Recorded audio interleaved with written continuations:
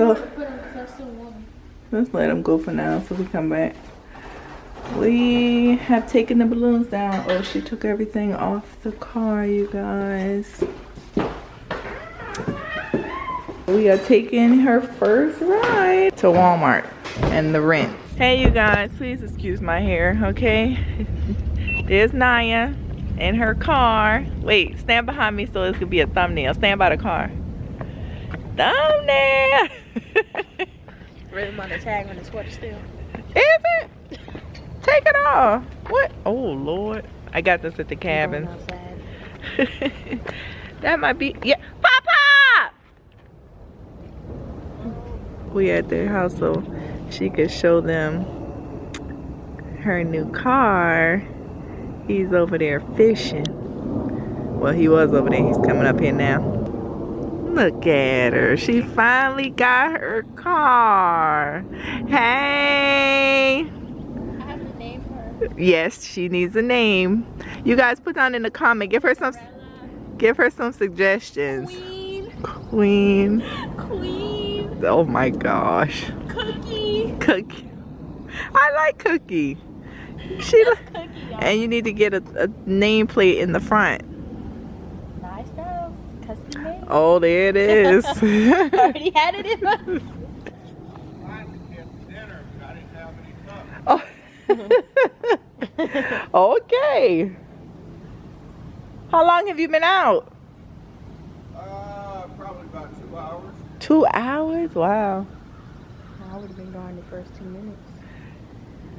I guess this is his new automobile. Huh? Yes, she had to come show you guys. This is a Honda Acura. Acura. Is mine inside? Okay, that's what Eric had. It is. Go see if she inside. Eric, to hear me say it in the vlog. Oh, okay, okay. Oh, it's not? Yeah. Hold on. Yeah. Well, if she comes to the... Yeah, she comes. I'll be in a minute. Okay. Ah. Oh, baby, so I nice. think Queen fits better. You like Queen? Okay.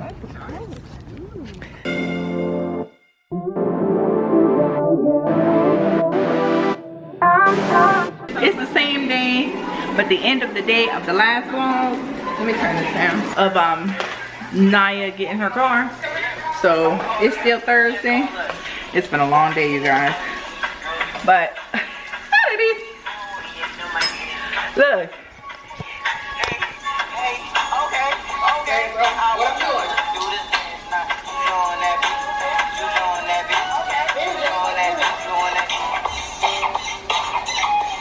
I used to like that song. Just the first few minutes. The squeaking of the bed.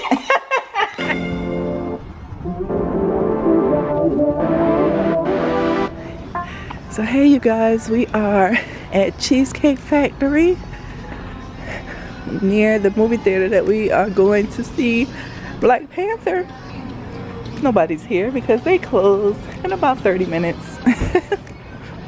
Thank you.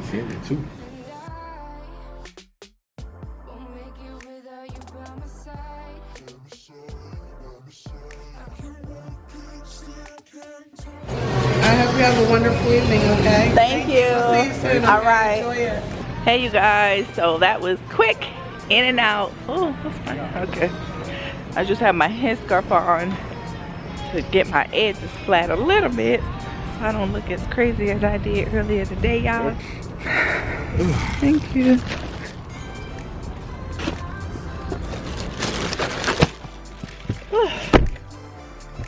All right, let's head on in this show.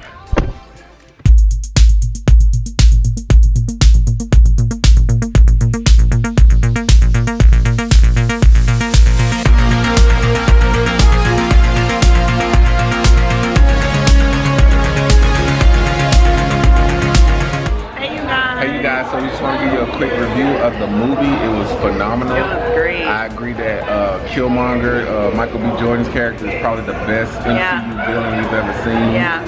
It has some little beats of the Lion King in it as far as Scar and all of that, but I was down for it. The music was great. The ladies of Wakanda were amazing. Good story. Yeah. It definitely ties into the MCU and everything that's about to happen with Infinity War. So we enjoyed it. Yeah, I enjoyed it. Yeah, as Ryan well. Coogler, you know, Creed, Football Station. Yes. He did it. He did it. They all look good, so Yeah. I need to go to the gym. Yeah, true that. But we're about to head home past our bedtime, definitely. Yes. Put down in the comments if you guys saw it opening night or if you're going this weekend. Right, right. What you think? Marvel's Black Panther. Yeah. Starring Chadwick Boseman. All right. the thumbs up. All the thumbs up. Bye.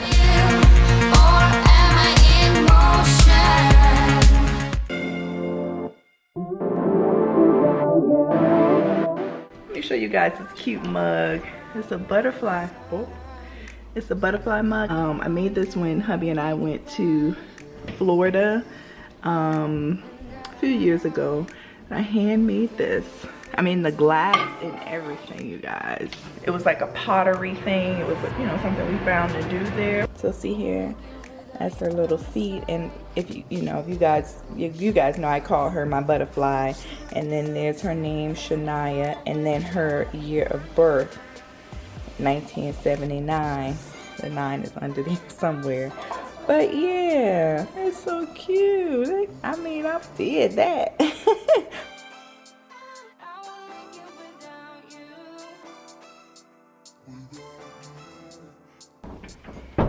I just wanted to talk to you guys for a minute.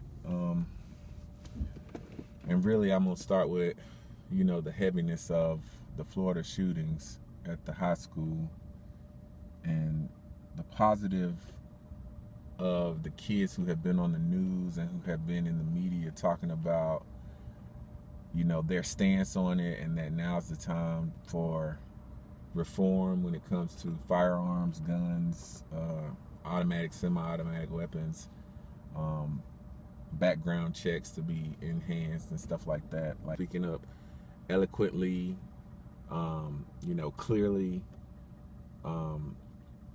about what they want to see a free, peaceful society look like. You know, and what's kind of messed up is one of the things they said, a young lady, I didn't get names, but it was a panel of 4 students, probably around the age of like 15, 16, maybe 17. And she said, you know, we know how to navigate social media. We know how to navigate the tools to have our voices heard. We don't have jobs. We don't have anything to lose. And if you've been on here before, I kind of said something similar about when you get caught up in a system, when you get caught up in the way things are. And fear is a motivator for people, whether they realize it or not. And it's a fear of losing, a fear of failure.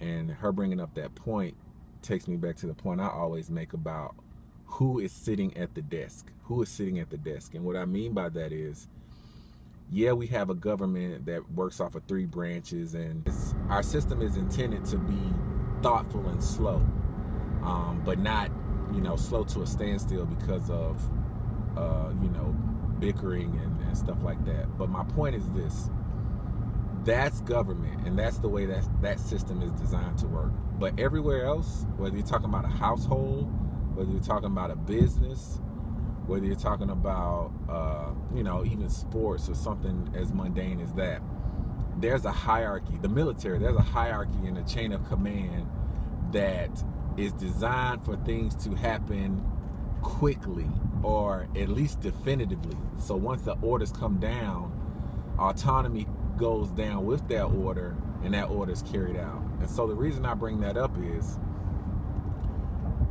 there is somebody sitting at a desk who right now can make a decision, but why don't they? The question is, why doesn't that person at the desk do what, in all intents and purposes, and in all of what we consider common sense, to do what's right? And it's that fear of losing, or that fear that if I don't do it, someone else will anyway, and I'll lose out on an opportunity. And that's the stupidest thing I've ever heard. So for a kid to say, you know, we can march, we can make our voices heard, we can tackle this problem head on because we don't have jobs, it makes me think about the people who do have jobs and who do sit at their desk. The wrong thing to do. I don't want to go as far as say evil, because people make decisions based on, again, what they're trying to protect, what they're trying to save, what they value. And I'm not here to say that a person sitting at that desk who's making a certain amount of money, who's probably paying for their family, you know, who's probably doing things that we all can understand, don't have a reason to protect it. But when that decision comes across your desk, there is somebody sitting at a desk who's making a decision right now, and that decision affects us all in a negative way. It becomes one of those things like, well, what are you so afraid of, and how do you sleep at night? They might have a burden that I don't know about because I don't sit in that seat. You know what I mean? So I'm 100% aware that it's easy for me to say that sitting where I sit. You know, like the Bible says, what good is it for a man to profit and to gain the whole world but to lose his soul? You know, like, it's plenty of people who are profiting, but in the process they losing their humanity, you know? So again, the point is, like, I'm very proud of those kids to take something like this and to do what grown adults, you know, don't in some cases have the gall, don't have the guts, don't have the courage to do, because they're afraid of losing a job or losing some money, or they think, well, if I don't do it, someone else is going to do it, so I might as well do it anyway. That's the dumbest thing I've ever heard. So again, those kids that I've seen in this interview, yeah, I mean, my hat is off to you guys. So yeah, that's the serious stuff, you guys. And kind of related to that, I wanted to talk a little bit more about Black Panther and like this idea of an untouchable movie. You know, we kind of saw some of this with Wonder Woman, where a lot of feminist groups were saying, you know, stay out of our stay out of our viewing of this. This is for women. This is our, you know, it's just ridiculous. Like, I mean, anyone can go see the movie, anyone can enjoy the movie. But what I do have a problem with is people undermining or marginalizing the significance of representation. Like, that's huge. And I heard one guy on a YouTube say, you know, when Blade came out back in '98 or whatever, you know, we went to see that, and it was just Wesley Snipes being a you know, a BA and just kicking butt, and, you know, no one made a big deal about it. And the only thing I'll say to that is, while Blade was a cool character, if you think about Blade and Spawn, number one, Blade is a vampire, half vampire. And number two, Spawn is basically a demon from hell. So those are, like, in the 90s, the two black-led superheroes. And then on the other end of the spectrum, you got Blank Man and you got Meteor Man, which were comedies. So no shade to any of those four movies. But when you're talking about representation and you see kids go to a movie where they see a king, the king of Wakanda, and T'Challa in the comic books is one of the smartest people in all of Marvel. So he's up there with Professor Xavier, he's up there with Tony Stark, Bruce Banner, and hands down, he's a character you can kind of look up to. And me growing up reading comic books and looking at comic books, it does matter. In addition to the Bible, a huge sense of right and wrong and certain virtues came from me reading certain comic book characters, you know, like Superman, watching the Justice League back in the day.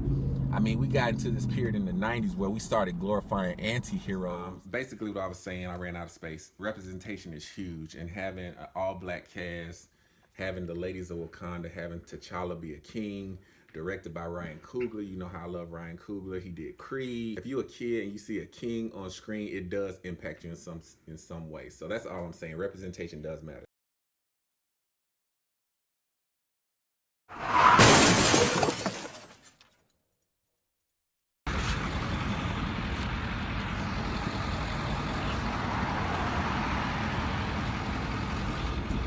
Hey you guys, so I just got in an accident and my car got hit pretty bad. I don't know if you guys can see that. Thank you. All right. I'm okay. I'm just glad everybody's okay. Yeah, you guys. Just trying to vlog the good and the bad. This just happened.